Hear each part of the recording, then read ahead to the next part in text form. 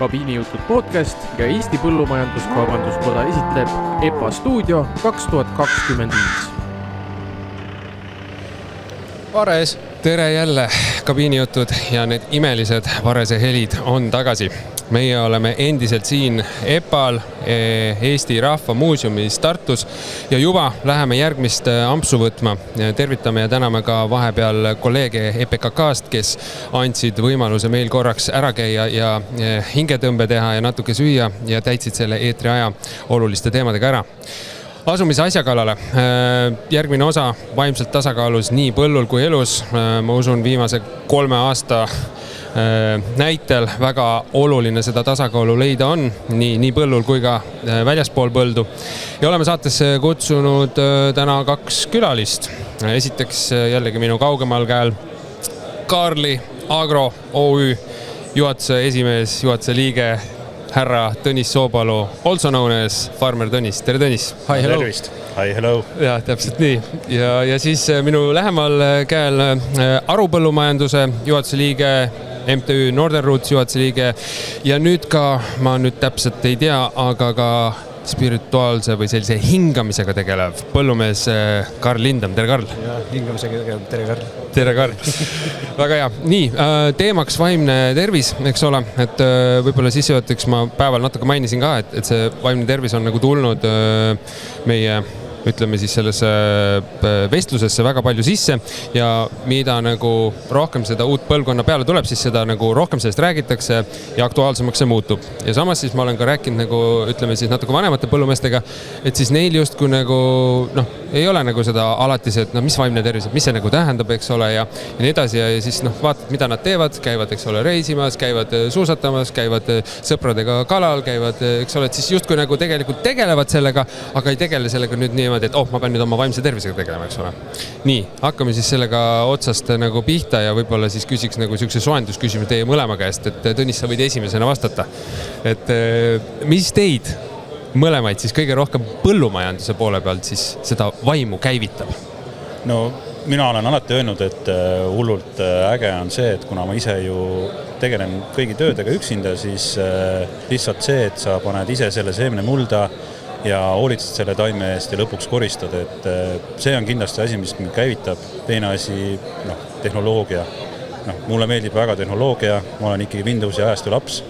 Esimesed kriipsud Paintist sai tõmmatud aastal 94, tähendab seda, et kõik, mis on arvutitega seotud, mis on tehnoloogiline ja põllumajandus seda tehnoloogiat on väga palju, et see mind väga huvitab ja see on kindlasti asi, mis mind käivitab. Uued tehnoloogiad ja see, et ma saan olla protsessi juures algusest lõpuni. Alright, Karl. Mis mind käivitab põllumajanduse juures? See on, ma arvan, et hea küsimus, ma olen sellele palju mõelnud, aga see on vastupidist, et mis mind ei käivita, viimasel ajal päris palju selle juures, et see koorem on ju. Aga mina olen alati selline nagu down to earth, et see toit ja see tootmine ja see muld ja me oleme nii seotud sellega, et ma olen proovinud mitmel korral enda elus erinevatel perioodil põllumajandusest minema astuda, ei saa, ei tuled ikka jõuad ringiga tagasi, et see on see, mida me oskame, see on see, mis meid kõnetab. Tehnika ka kindlasti, viimasel ajal vähem, ma tehnikast hakkan vaikselt võõrduma. Aga see loomise protsess, et sa teed midagi päriselt väärtuslikku, et selliseid alasid ei ole maailmas väga palju, kus on nagu loob päriselt väärtust. Ja mitte lihtsalt ainult endale eks väärtust, vaid sa toidad inimesi. Jah, absoluutselt. Isegi mitte piltlikud, otseselt. Muidugi sellega jäädakse liiga kinni vahest, et me oleme maailma tootjad ja me peame selle pärast pingutama ja sellepärast me peame seda stressi suutma kanda. Kui sa vaatad seda, et mitu protsenti siis inimestest on põllumajandus, see on 1% või mõnes kohas 2%. See on mingi põhjusega on inimesed sellest sektorist ära läinud, sest see on üks kõige stressi rohkemaid, üksildasemaid töid üldse maailmas. Aga samas ikkagi see side on nii suur. Ja täpselt see, mis sa välja tõid, oligi see, mida ma tahtsingi sellest üles korjata, mis teie mõlema jutust erinevatest vaatevinklitest tuli välja, et see miski, mis teid väga kõnetab ja paneb hoolima. Nagu sa Karl ütlesid, sa oled isegi üritanud ära minna, aga ikka ei saa, eks ju. Et see on vast äkki siis tõesti see asi, mis paneb seda ka teie elus sellesse kohta, et kui asi läheb keeruliseks, siis te tunnete seda väga palju lihtsamini ja tugevamalt kui see, et võiks lihtsalt, et on raske, et ma siis lõpetan ära. Jaa, kindlasti, et eks ma isiklikult elan ka ju kõike seda läbi, et mina võrdlen põllumajandust nagu see aasta eriti 10 võistlusega. Et esimene päev läks väga hästi, et meil oli ilus talv, meil oli ilus kevad ja tegelikult, kui hakkas koristusaeg kätte jõudma, tuli teine päev, algas kohe nagu odav ise läks suht kehvasti. Ei saanud tulemust kirja. Teivas, ainult põhimõtteliselt Teivashüppel saime põhimõtteliselt ainult algkõrgusest üle ja siis lõpuks tuli 1500 meetrit paduvihmas ja jooksime kroksidega seal. Et me põhimõtteliselt treenime iga aasta olümpia 10 võistluseks, aga seda tulemust ei ole viimased 3 aastat tulnud. Et see on kindlasti üks asi, et sa panustad niivõrd palju sinna sisse, paned kogu oma hinge ja kes mind jälgivad, näevad ka, et ma ikka üliemotsionaalselt võtan seda kõike ja siis tuleb pettumuste jada, et ma võrdlen seda kindlasti treeninguga mingiks suureks eesmärgiks ja võib-olla sinust mitte olenevatel põhjustel see asi ei tule välja ja siis peab hakkama sellega tegelema.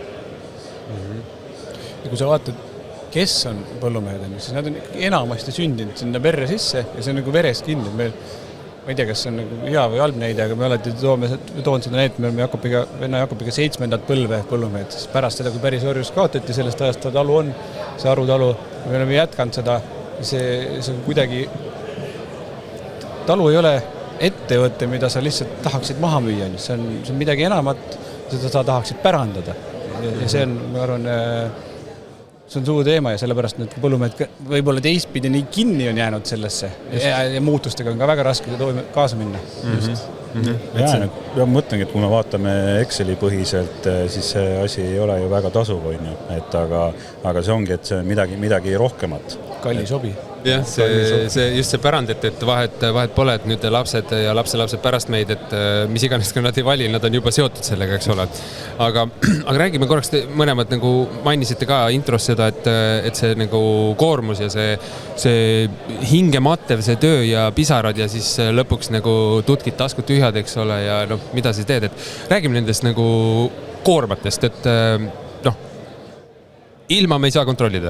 Me ei saa sinna mitte midagi teha, aga kuidas siis kõige selle koormusega nagu, või mis need koormused on? Tooge välja teie enda nagu igapäevaelus siis. Ma ei tea, eks siin on, kui on halvad aastad olnud, siis on kindlasti see koormus, et nüüd peab õnnestuma. Tuleb see teema sisse. Siis on kindlasti finantsilised küsimused. Vaatad, kuidas börsihind liigub, et kindlasti see on üks koorm, mis tekitab ju lisastressi ennem, kui mul isegi kombain põldu läheb, et mul on juba tegelikult stressitase tõuseb selle tõttu, et ma näen, et see viljahind ei ole see, millega mina arvestasin oma plaane tehes, et kindlasti see ja rääkimata sellest, et mingid masinad lagunevad, asjad, need on kõik tegelikult meie igapäevaelu osa ja ma olen 15 aastat ise põllumajanduses olnud, et sellega aktiivselt tegelenud, et see teisalt on ka mind karastanud, et see mind nagu otseselt veel päris rööpast välja ei vii, et siuksed igapäevased jamad.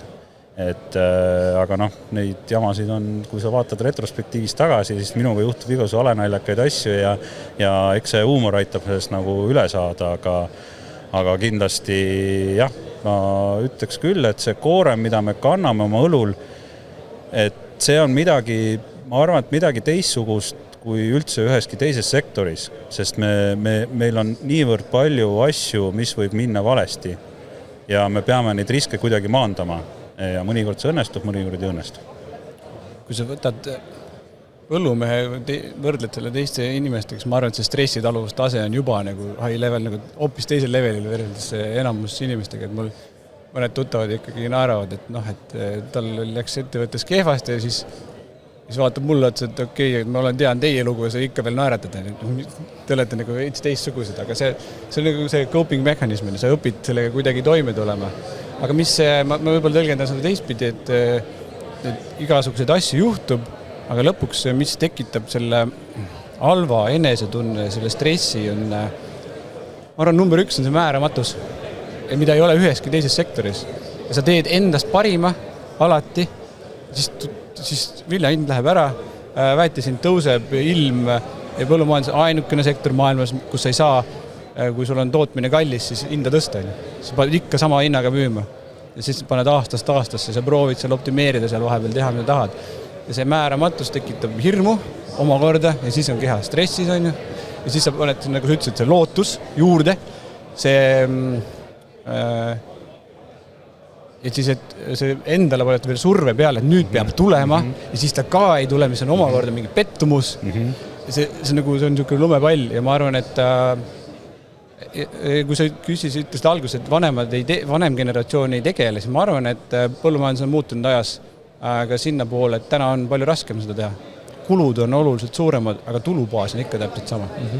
Ja see on lihtsalt veerend. Nüüd me oleme täna selles kohas, kus me nüüd saame ja peamegi sellest ka rääkima. Ja, no, ma arvan ka, et vanem generatsioon selles suhtes, et nad võib-olla taluvad seda stressi isegi võib-olla paremini kui meie ju vanad lumehelbekesed juba on, aga ma arvan, et nad tegelevad või see stress väljendub neil võib-olla teistmoodi kui meil. Meie räägime sellest, nemad korjavad selle kõik endasse ja see lõpeb kas mingi raske terviserikkega või lausa surmaga, et ma ei ütleks, et nemad ei tunneta seda raskust, vaid nad lihtsalt ei räägi sellest nii palju.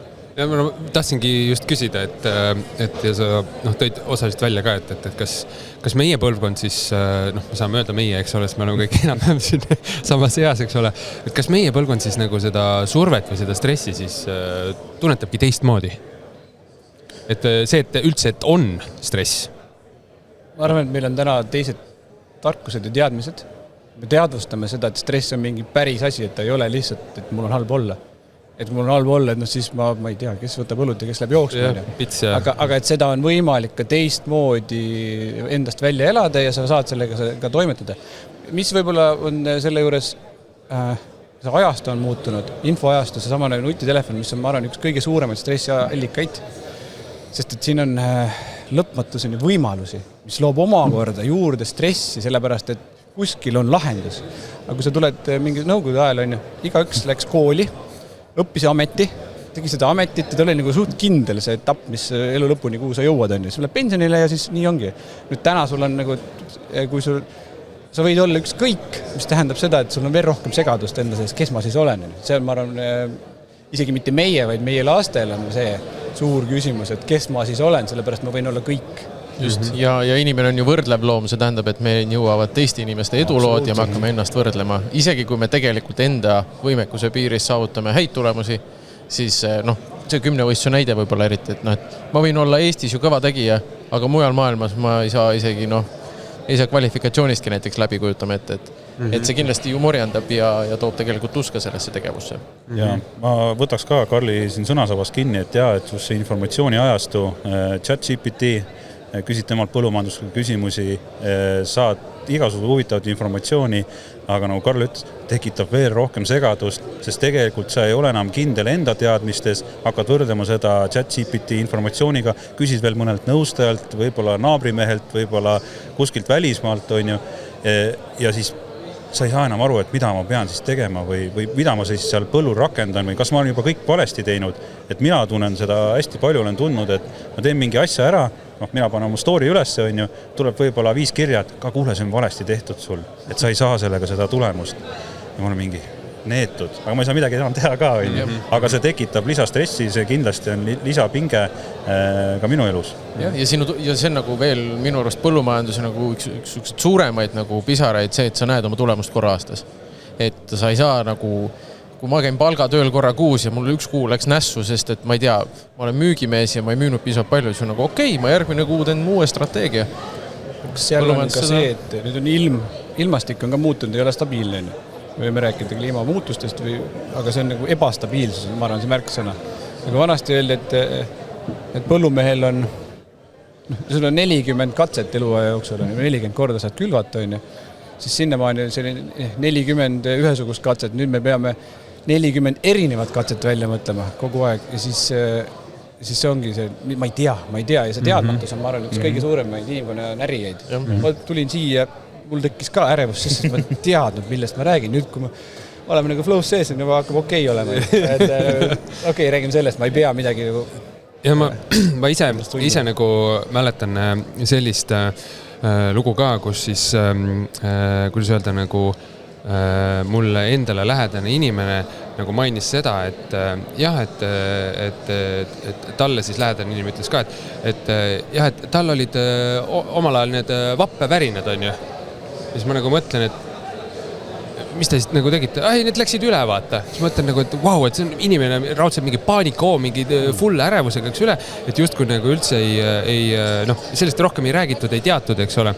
Ma mõtlen nüüd, et me seda teiega paari sõnaga, eks ole, nii-öelda meilivahetus mainisim ka, et see esimene asi tegelikult on see, et okei, ma tunnistan ise endale, mul on siin mingisugune probleem, on ju.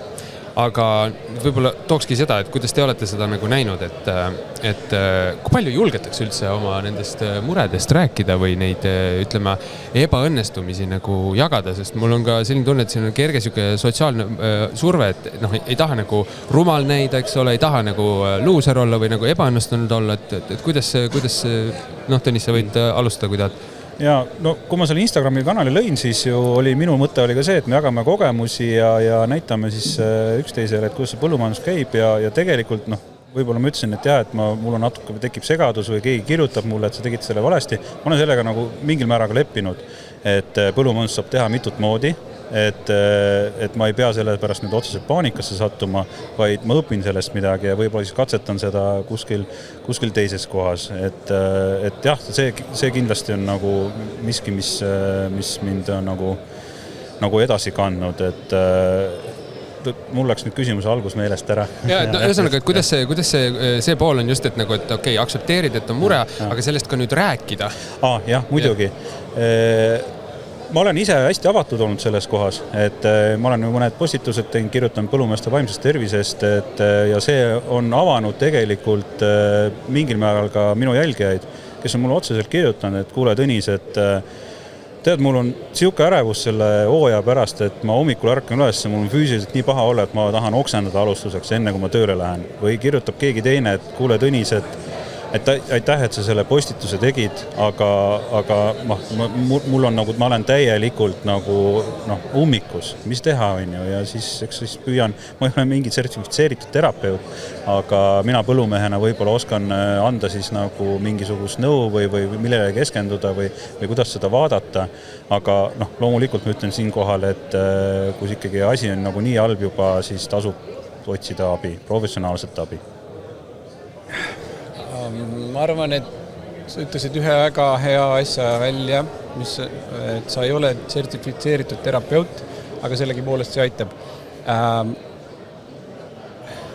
Meid on õpetatud mõistusega kõiki asju lahendama. Eriti see, et õpi rohkem ja nii edasi, et siis saad asjad lahendada, aga see, millest meie räägime, on ju tegelikult tundemaailm. See on midagi täiesti teistsugust ja tegelikult number 1 asi on selleks on vaja, et keegi kuulaks sind. Lihtsalt, et keegi kuulaks ja teine asi, ma julgen siis tunnistada, et mul on ka mingid tunded.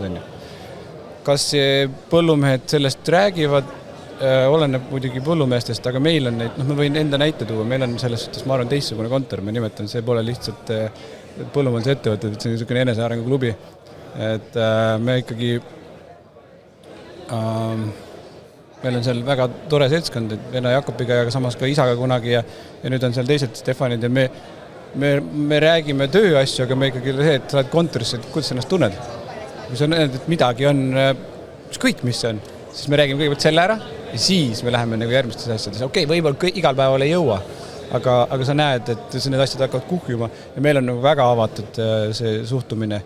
Ja kui eelmisest kohtumisest midagi järgi või jäi üles, et kuule, et ma tundsin, et me ei lähe praegu sellega edasi, ma tundsin, et eelmisel koosolekul sa sõitsid must üle või tegid mul liiga. Räägime selle asja ära. Et võib-olla me oleme teistsugused, aga see on nagu meie mooto, et ole aus, ole ise enda vastu aus ja siis sa saad luua ka selle ruumi, et teine julgeb midagi öelda. Julged sa pakkuda, kus kohast see võis nagu alguse saada, sest see võib mõnele kuulajale vaatajale kõlada nagu, et okei, see kõlab päris hästi, aga see ei ole võimalik, nagu me ei räägi päris. Minu ettevõttes see ei töötaks. Ma olen kogu aeg teistsugune olnud. Ma olen kõikides oma sõprade seltskonnast see, kes initseerib just täpselt neid vestluseid. Ma ei viitsi tavalistest asjadest rääkida, see muutuvad igavaks, aga need on need, mis mind intrigeerivad, mis nagu ma näen, et sellest on kasu, päriselt kasu, kui me lahkame mingeid asju lahti, me räägime üksteise peredest ja nii edasi on ja siis see annab nagu sellise ruumi ja siis läbi selle on lõpuks kõigil nagu parem olla. Mingil hetkel sa näed, et tal on keeruline, okei, ma saan aru, et sul on, pane sellega edasi, et see protsess peab sul käima, aga kui sul on vaja ja tunne, siis läheme sinna sisse. Kas teised, ma arvan, et see nõuab ka teatud julgust ja alati iga hirmu taga on kõige parem asi. Mida rohkem me midagi kardame, seda parem asi seal tegelikult taga on. See on niisugused nagu kehalised blokeeringud, see tuleb minu see kehatöö taust, mida ma olen õppinud, aga see, ja kus see minu puhul tuli võib-olla ka, et minu keha blokkis mind nii palju, et mul oli vaja sealt läbi minna, mul oli vaja leida mingi tööriistad ja siis sa hakkad ennast avama, kõigepealt leiad mingi väga turvalise keskkonna, siis sa lähed järgmisesse keskkonna, nüüd ma võin seda siin rääkida, et see on niisugune samm-sammult avanemine, aga see ei ole niimoodi, et nüüd ma olen selline või nüüd kõik hakkabki rääkima. See päris nii lihtsalt ei käi. Mulle väga meeldib see üks esimesi neid, esiteks sa lood kihid siia juurde ja see turvaline keskkond on seal selle sibula nagu keskel. Et ma võib-olla Tõnis sinu poole suunan, et sa tõid ka välja, et sinu kanali kuulajad, jälgijad nagu teevad sellise avalduse ja me muidugi ei tea, kuna see isik, kellest me räägime, on umbisikuline, et kas see on nüüd tema see sibulakihi nagu pealmine koor või seal keskel, aga kuidas sa tunned, mis on see olnud, mis on andnud selle võimaluse või selle nagu lükke, selle X jälgija jaoks, kes on sulle sellise üsnagi nagu haavatava poole avanud? No eks ma olen ise ju aus olnud ja emotsionaalne oma selles kanalis ka, et ma arvan, et see võib-olla on tekitanud tunde, et minuga võib sellistest asjadest rääkida, sest ma ise räägin sellest, et ma tahaksin öelda siin kohe ära, et ma võin vabalt öelda ükskõik kellele, et kuule, et ma ei tunne ennast hästi nende asjade pärast või mul on näiteks pereelu suhtes on nagu ülitähtis see, et abikaasa, kes ei tegele põllumajandusega, et sa räägid, kommunikeerid talle ilusti ära, et kuule, mul on nagu ilge ärevus praegu, et mul tegelikult ei lähe praegu väga hästi, põllumajanduses on väga kehvad ajad, aga ma püüan ennast parandada, aga väga hea, et ma sain seda sinuga kommunikeerida, tema saab siis nagu mulle vastu peegeldada. Et ma arvan, kindlasti see on olnud üks asju, mis on aidanud teistel inimestel ka avaneda ja üks asi veel, et ma olen nüüd hakanud põllumeestelt küsima, kellega ma räägin, kes on siis pigem nagu siis kauaaegsemad tuttavamad, et kuidas tujud ja tunded on. Väike viide Nublu loole on ju, natuke see lõbus on ju, aga räägime kõigepealt tujudest ja tunnetest ja siis võime rääkida saakidest ja muudest sellistest asjadest. Et tegelikult see tujud ja tunnete küsimine loob juba sellise fooni, et ta saab rääkida võib-olla, kas ta avaneb või avanega, ta saab võib-olla mingisuguse mure ära rääkida ja siis võime sellest teisest teemast ka kõneleda. Et kindlasti see on nagu ülitähtis, et inimesed jätaks seda enda teada, sest mina tunnen ennast väga hästi, kui ma saan midagi ära rääkida. Et see on suur koorem jälle maas ja tegelikult kui teine inimene sulle vastu peegeldab seda kõike ja võib-olla ta isegi ütleb, et kuule, mul on sama kehvasti, siis me oleme mõlemad sama kehvasti, aga meil on palju kergem on ju. Ma vaatangi, et üks nagu instrument, mis justkui nagu töötab aru puhul, eks ole, on see ettevõttes selle kultuuri tekitamine, et see nagu õhkkond soosib seda ja see keskkond nagu on selles mõttes nagu toetav.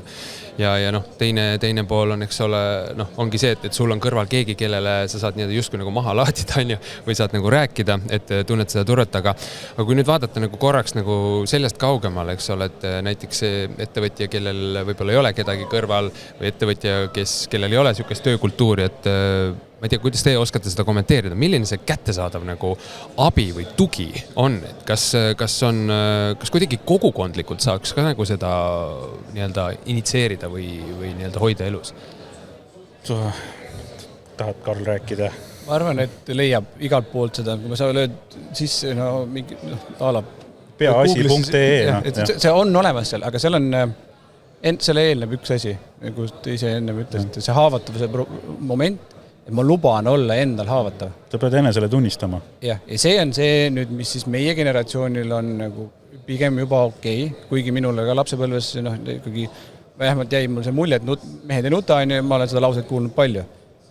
Kuidas siis oli meie vanematel ja see tuleb nagu generatsioonide kaupa, kui sa tuledki 100 aastat või 200 aastat tagasi talust, kus laps oli tööjõud ja kõik pidi ära tehtama, siis seal ei olnudki kohta tunnetel ja ma mõistan seda, aga see kandub edasi ühe generatsiooni teise. Ja nüüd me oleme see, et aga tegelikult kui ma ütlen, et mul on sitt olla või ma tunnen ennast kurvalt, siis ma ei näe kellegi nõme välja, vaid et ma olen selle võrra tugevam.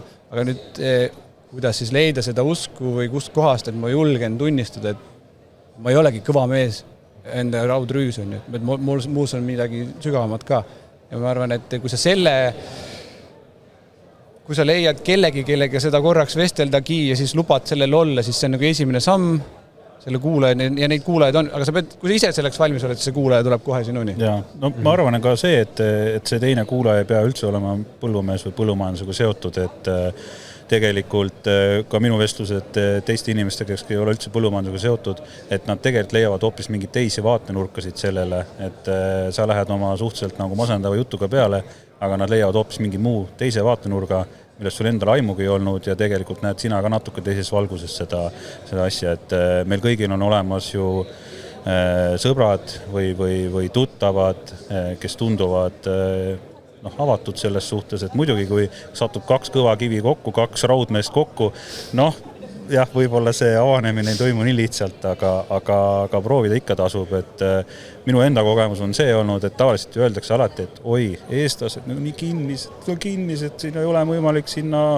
selle naha alla pääseda, aga mina väidan küll vastupidist, et minul kõik vestlused inimestega, kui oled piisavalt kaua nendega rääkinud, vaikselt juba tunnet nagu mugavalt üksteise seltskonnas, siis tegelikult need mured ja rõõmud tulevad juba suhteliselt lihtsalt. Ma olen nõus, et see ongi tegelikult, ühtepidi me oleme kinni, sest me tegelikult ei viitsi suvalistest asjadest rääkida. Ma olen läbi igasuguste töötubade kohtunud erinevate maade inimestega ja kõik viitsivad rääkida, aga sügavuti lähevad eestlased eelkõige. Nad tahavadki, nad otsivad seda. Ja kui sa lubad endal, siis meil on neid sõprusrõnnas kuskil ikkagi on see inimene, kes natuke mõtleb teistmoodi. Kui sa lubad endal korraks ennast avada, siis ma arvan, see on suur võit. Ja samamoodi see psühholoogi näide on, neid on Eestis väga palju ja see on ka selles suhtes võib-olla kõige lihtsam koht alustada, see on anonüümne nii-öelda. Sa ei tea, tema ei tea sind on ja esitab sulle küsimusi ja lõpuks on see, et sa kunagi ei tule sealt nii-öelda halvemana välja, vaid sa tegelikult lõpuks sa saad aru, et igal asjal on mingi taust taga ja sa mõistad seda. Aga enda sees keeratades sa ei leia seda tausta, seda pointi üles, sest sul on nii palju igast virvarri seal sees. Ja kui me läheme nagu põllumajandusest välja ja võtad mingi teise sektori, mingi panganduse või IT, siis seal on see on nagu must be, eriti kui sa oled mingi high levelil, et sa käidki kas psühholoogi juures või mediteerid, et sa tegeled enda selle maailmaga, sest et muidu sa ei pea vastu lihtsalt. Seal on ammu aru saadud sellest. Me oleme siin veel need talupojad. Sest et paljudki päib põllumajandusasi nii, nagu vanasti käis.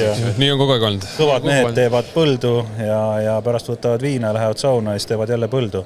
Võib-olla siin ongi see sama, millest me alguses rääkisime, et põllumees on teist liiki. Ta on nagu see viimane mohikaanlane, kes on veel jäänud ja suudab kannatada. Kannatame ära. Ja seal on natuke võib-olla on sihukest seda kangelase mekki ka veidikene juures, mis paneb seda nagu mingil määral nagu ülistama seda tunnet. Ja see on ka veel surve.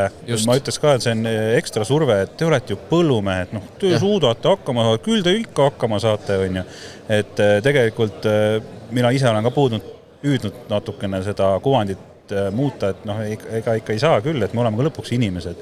Jah, nagu Karl ütles, me oleme küll ülikõrge stressitaluvusega, sest muidu seda tööd ei saaks teha.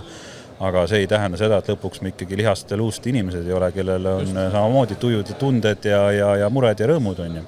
Mul siin, Karl, sa tõid selle psühholoogi komponendi välja, et ma mõtlen lihtsalt nagu seda ja ma olen nagu ise nagu kohanud, et see on tihti nagu üks narratiiv, mis nagu käib ringi, on see, et kui ma ei suuda nagu ennast avada endale lähedasele inimesele, siis kuidas paganama pärast suudame ennast üldse avada mingile võõrale, kes on justkui paberitega spetsialist. Et kuidas nagu seda barjääri ka veidike nagu murda? See on puhas mõistuse kontseptsioon meie sees, me arvame, et me ei suuda. Tegelikult see jää murtakse 5 sekundiga, seal on nagu mingisugused tööriistad, kindlad sammud, 2-3 lauset ja sa juba oled selles räägid oma lugu ära. Mis puutub psühholoogi juures, on see hea aspekt, kuna sul ei ole taga mingit otsest sidet, siis sul ei ole ka seda emotsionaalset sidet, sa räägid lugu hoopis teistmoodi. sa võid rääkida oma emotsioonidest, aga tema ei hakka kinni sealt. Ja siis see nagu, need emotsioonid hajuvad ära. Kui sa lähedasele räägid, siis sina võid trigerdada midagi temas, tema sinus, oma peegeldusega ja nii edasi ja siis see ei tunne seda vastuvõtmist kui sellist.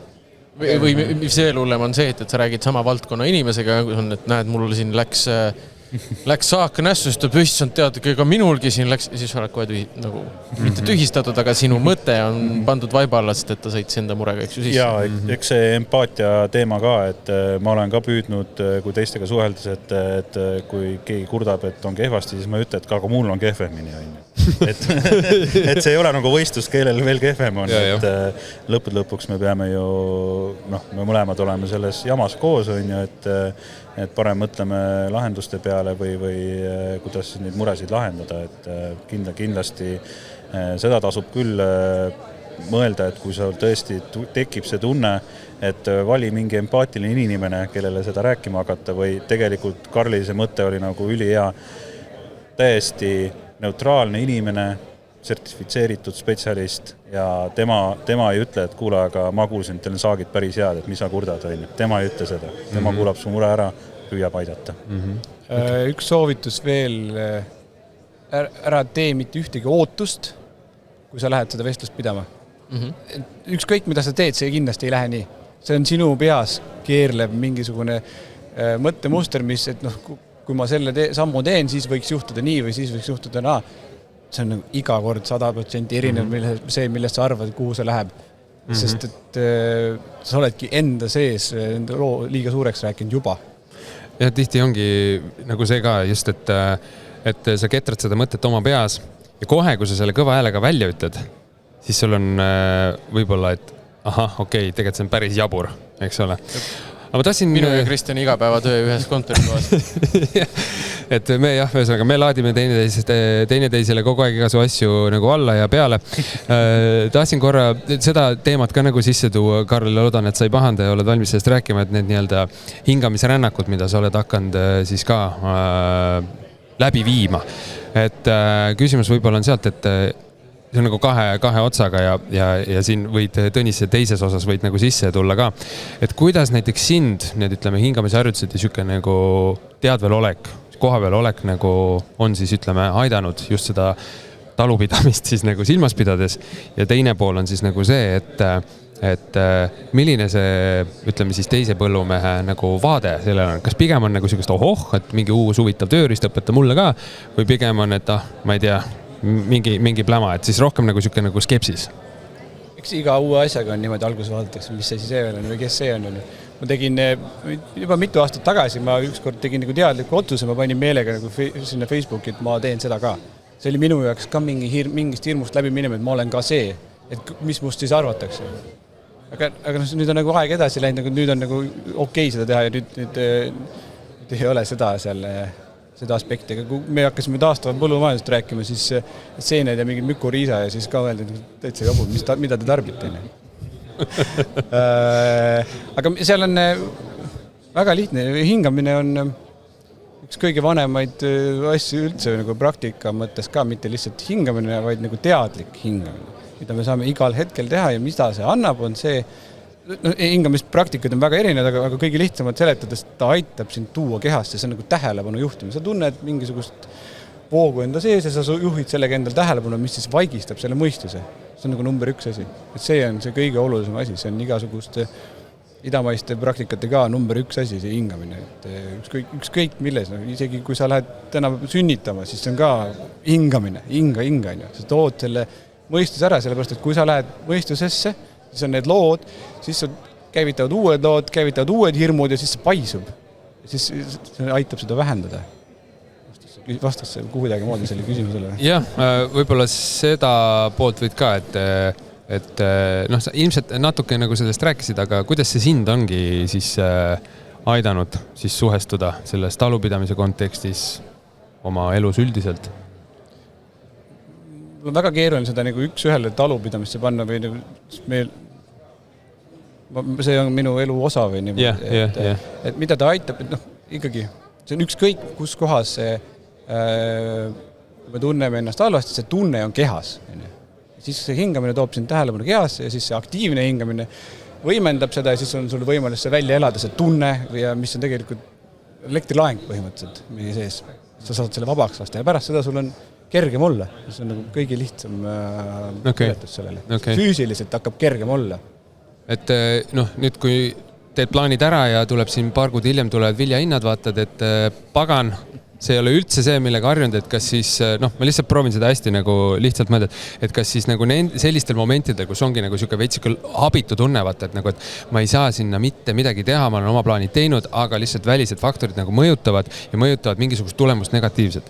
Et kas siis see on nagu see moment, kus me tegelikult nagu, mul tuli see tunne peale, tegelikult ma olen siin, see ei ole oluline, ma lasen selle minna ja ma lähen rahulikult edasi.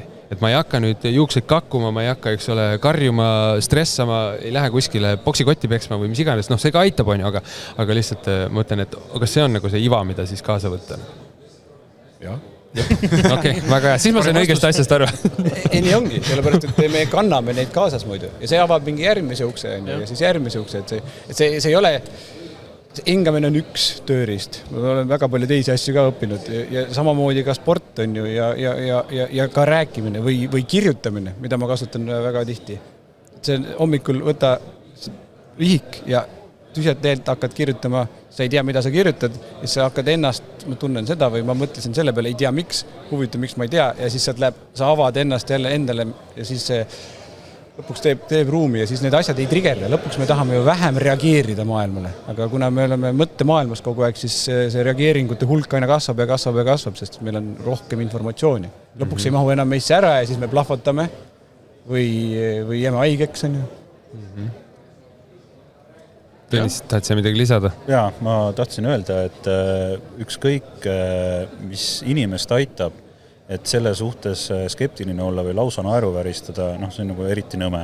Et minu arust see vaimne tervise kogu see teema on niivõrd intiimne ühtepidi, teisalt on see nii suur probleem, et kas sa teed hingamisharjutusi, peksad boksikotti või lamad lihtsalt ja kogud maaenergiat, et sellesse suhtumine niimoodi, et see on mingi pläma, see ei ole enam, see tänapäeva ühiskonnas see ei ole enam teema, et minul on nagu teistsugused tööriistad, et mina ise olen püüdnud, kuidas ma see aeg on püüdnud hakkama saada, et ma olen premeerinud ennast väikeste võitude eest. Väiksed võidud, et ma teen omale hommikul mingi plaani, mis on 99,9% teostatav ja ma teen selle ära ja ma premeerin ennast sellega.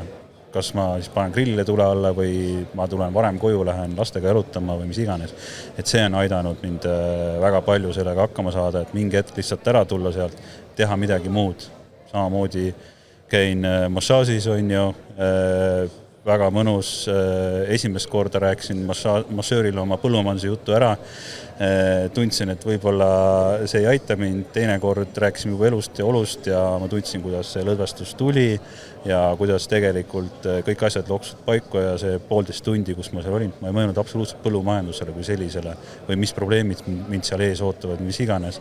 Et ma olen ka prüüdnud neid probleeme niimoodi, et tegeleda nendega nagu tekkimise järjekorras ja mitte stressata selle pärast, et mis tuleb pärast, vaid proovida olla selles hetkes. Et kui selles hetkes on mingi probleem, ma lahendan selle ära ja ma olen võitnud. Ma toon väga lihtsa näite. Pingutasin siin viimane öö veel pritsida, et saaks reisile ära sõita ja kui ma tagasi sõitsin, sa ei kujuta ette, kui õnnelik ma olin. Ma olin nagu nii õnnelik. Ma tean, mul terve hunnik probleeme, mis mind tegelikult veel ees ootavad. Aga ma olin nii õnnelik. Ma kuulasin muusikat, laulsin kaasa traktoris ja see oligi see väike võit.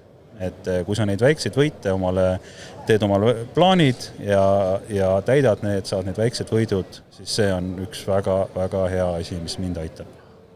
Ja, Karl, vaatan, et sa noogutad kaasa ka, et tegelikult mida ta kirjeldab, on eks ole see dopamiini kanali nagu avamine endal, et mis sul on, ütleme siis need instrumendid, kuidas siis võib-olla üleliigset dopamiini nagu tagasi hoida, et see reserv oleks alati seal ja siis võimalikul hetkel seda dopamiini endale nagu tuua, seda rõõmutunnet, seda heaolu hormooni. See oli huvitav twist, et kuidas tagasi hoida seda. No ma mõtlen selles mõttes, et vaata tegelikult ju, kui me räägime sellest nutiseadmest on ju, mida me tegelikult otsime sealt dopamiini laksu kogu aeg, eks ole, aga siis meil on kogu aeg tegelikult see dopamiini nii-öelda reserv on ajus ju tegelikult kas hästi madal või isegi nagu otsas ja siis meil tekivadki siuksed nagu tujud, me ei suuda keskenduda, me muutume rahutuks, eks ole, aga kuidas siis nagu seda hoida, seda reservi, et siis sellistest nii-öelda kiiretest laksudest nagu vabaneda, vaid nagu mängida seda pikka mängu nii-öelda. Ma arvan, number 1 asi on teadlikkus ja seesamane, et ma olen teadlik, et see tekitab mulle seda asja ja ma teadlikult ei võta teda kätte ja kui ma võtan selle telefoni kätte, siis ma olen juba täna, ma võtsin ta kätte, ma teen need asjad ära ja ma panen tagasi. Ma olen isegi oma selle kogu layout'i siin telefonis ajanud täielikult sassi niimoodi, et ma ei leiaks kiiresti asju üles meelega, lihtsalt sellepärast, et ma ei kaoks sinna ära, sest ta on ehitatud sõltuvust tekib. Aga mulle meeldis see Tõnise lause või see enda premeerimine, see on ülioluline ja see rõõmutunde üles otsimine, kas või natuke nagu jõuga ja huumori tegemine, mida me ikkagi paneme kontoris üksteisele puid alla ka meelega lihtsalt, et see hoiab nagu tuju üleval. Ja seda sa saad luua siis, kui sul on natukene nagu ruumi või ressurssi enda sees ja selleks on vaja nagu korraks see mõttemaailm seisma panna ja siis, kui sul on see tühi seal sees, siis sa saad seda rõõmu alles tundma hakata, et muidu eestlaslik mentaliteet on, me peame muretsema kõik asjad. Me ei osta, me muretseme. Väga hea. No nii, ma näen ekraanil suuri nulle nii-öelda. See küll on sellise ajastusega, et meil on 40 minutit pikk saade, meil on veel võib-olla siin ja tegelikult me võime... küsimuse jagu on veel aega. Ma näen jah, et järgmist külalist pole veel saabunud ka, nii et me võime siin võtta või siukse kokkuvõtva sellise... Kuulajatele, vaatajatele lihtsalt infoks, et kui me seda saadet valmis genereerisime ja teie mõlemaga suhtlesime, siis nagu ühest suust ütlesite, et no sellesse aega ei mahu see teema ära. Mis on väga hea märk, see tähendab, et te olete valmis sellest rääkima täpselt nagu me oleme praegu 40 minutit seda teinud. Nii et lähme siit siis veel natuke edasi. Ja, no vaata, jätsime kokkuvõtvaks ka siuksed nagu asjad tegelikult, mida Karl ja Tõnis nagu ära mainisid ka, et kui peaks olema, ütleme siis nagu üks lihtne harjumus, mida iga põllumees, kes täna siis kuulab, või pea olema põllumees, võib olla täitsa nagu tavaline inimene, keda see teema kõnetab, eks ole. Et mis võiks olla üks lihtne esimene harjumus, mis ei võtta tüki küljest ja võiks olla juba suur samm edasi, et sellega tegeleda. Et oleks see rahulolu, oleks see kohalolek ja hiljem ka siis tervem vaim. Ma ütleks, et number 1 asi on harjuta olema vaikselt haavatavam. Väga väiksed asjad, aga just proovi, vaata, mis tega juhtub. Tegelikult ei juhtu midagi halba, aga lihtsalt see on nagu selline, see on harjutamise asi, et järjest väiksed samme, et siis sa muutud ka julgemaks ja siis kuhu see viib, et me eesmärk on ju mitte nagu ära põleda lõpuni, et me hakkaks märkama, et me ei pea nagu lõpuni laskma. Me võime natuke varem ikkagi seda pidurit tõmmata ja siis hakata ükskõik millised need praktikad on, mis kellelegi sobib tegema neid. Aga nagu sa enne ütlesid, Tõnis, et põllumehed ei tule kiitlema, et kellele halvemini läheb, aga neil on see loll komme, et nad valetavad ise endale, et mul ei läinud nii halvasti. Ja siis nad panevad, et mul läks tegelikult oli okei see aasta. Siis sa valetad endale seda ka ja siis sa tegelikult lükkad seda nagu piiri ja sa peast tead kogu aeg, et see on vale. Aga sa võid ausalt öelda, et ei tulnud. Aga ma väga vähe sellise nüüd 3. aasta järjest miinust on ju, siis nad julgevad hakata ütlema, et veits ikkagi ei tulda hästi välja, et neid, kes esimesel ja teisel aastal ütlesid, et eks kehvasti, need oli suht vähe, kõik ikkagi bluffisid ära, sellepärast, et naabrist parem on see eestlaslik mentaliteet. Aga samas on päris nukker, eks ju, et selleks, et jõuda vaimse terviseni, me peame 3 aastat ootama mingisugust piina. See on iga asja selline tuum olemus, et enne ei saa midagi paremaks minna, kui on piisavalt halvasti. Jah. Et see kahjuks on nii, aga mulle meeldib teinekord puid alla panna läbi armastuse inimestele, et tal hakkaks korraks veel allem, et hakkaks tegelema selle asjaga. Lihtsalt nagu paned gaasi juurde, sest sa näed, et ta piinleb niikuinii on, aga et kaua see läheb, see võib pikalt minna, aga siis viskad seda bensiini sisse mõnele sõbrale, ütled mingisugust terava valusa asja, mis teda lööb rivist välja. See võib isegi tulla nagu korraks sellise backfire'ina, et ta on su peale pahane, aga kui sa nagu teed seda õigest kohast, siis sa lased selle minna ja saad aru, et see on nagu väga vajalik ja siis ta hakkab mõtlema selle peale, muidu ta ei olekski hakanud mõtlema, just istub ja praeb. Tõnis, mis sa soovitad? Mina soovitan seda, et me peaks tänapäeva ühiskond ju ehitatud üles selle peale, et kõik peaksid nagu õnnestuma. et kõik asjad peaksid õnnestuma, peaks nagu ülihästi minema, et majandusel peab hästi minema, sul peab isiklikus elus hästi minema, sul peab olema see asi, too asi, on ju, et kui sul Instagramis ikkagi paali pilte ei ole, mis sa siis üldse elus teed, on ju. Et minu arust oleks ka mõistlik tunnistada omale, et näiteks, ma ei tea, ma ebaõnnestusin selles. Et mul juhtus see, analüüsid selle rahulikult läbi, miks see juhtus, kas juhtus minust olenevatel põhjustel, minust mitte olenevatel põhjustel, kas ma saan midagi parandada selles. Et tunnistada seda endale, mida ma olen hästi palju näinud, et mõned inimesed arvavad, et nad on ilmeksimatud ja mul on nende vaimse tervise pärast nagu tõsine mure. Et sa, nagu Karl rääkis, see bluffimine endale, et tegelikult on kõik väga hästi, see tähendab seda, et see reaalsus pärast lööb eriti valusalt ja see võib juba olla mingil kujul ka fataalne. Et tegelikult mina olen ka avanud ennast ju sellepärast niimoodi, et miks ma näitan kõike seda nii ausalt ja vahetult. Lihtsalt ma tean, et põllumajanduses ei saa kõike õigesti teha, et midagi ma teen valesti ka. Noh, ja mis siis? Teengi valesti, lähebki halvasti, aga ma räägin sellest ausalt ära ja läbi selle ma siis, nagu ma ennemalt rääkisin, ma õpin siis. Et kindlasti ei tohi omale nagu tekitada või proovida mitte seda survet tekitada, et nüüd peab hästi minema, sest tegelikult me see aeg tundsime seda survet ikka väga palju, et me ise tundsime, et nüüd tuleb pank ütles, et tuleb, nõuandjad ütlesid, et tuleb, meedias öeldi, et nüüd tuleb väga palju, on ja siis, kui see pauk tuli, siis ja kui sa proovid veel seda asja nagu edasi lükata, et ei, kõik on väga hästi, siis sa valetad iseendale ja iseendale valetamine üks kõige hullemaid asju, mida sa saad teha. Väga hea. Ja täpselt vastupidi iseendale tõtte ütlemine on üks parimaid asju, mida saab teha, eks ju? Jah, kindlasti. Enda vastu aus olemine on ka vaimse tervise üks tugisambaid kindlasti. See on isegi see ongi number 1 selles Boltis, aga ma arvan, et tihti me ei suuda enda vastu ausad olla, sellepärast me oleme nii palju me oleme see tõe ära kaotanud enda sisse ja siis aitab kõik need praktikad, mis maailmas olemas on, luua korraks see ruum endasse ja see rahu ja siis sa saad aru, mis see päriselt see tõde oli või on. Jah, see, et sa ütled endale selle tõe ära ja ütled ka, et see on okei, reaalsus. Et ma ei ole halb inimene sellepärast, et ma saan hakkama. Nagu Tõnis ikkagi aeg-ajalt ütleb, it is what it is. ja see ongi selle reaalsuse, selle hetke reaalsus, kui nii öelda. Jah. Aga täiega lahe, väga ägedad mõtted, isegi ütleks suisa inspireerivad mõtted, nii et kõik kuulajad, ma loodan, et saite siit endale miskit ja samamoodi ka kõik vaatajad. Kui saite siit endale miskit, siis jumala eest pärast tuleb see lint uuesti ringlusse, kuula uuesti, kui tahad, minu arust väga äge saade ja kutid, suur tänu, et te leidsite aega ja jõudu endas sellest rääkida ja oma mõtteid jagada. Kui keegi kuulajatest tahab nüüd leidis selle, et okei, neile ma olen nõus rääkima. Teie poole võib pöörduda?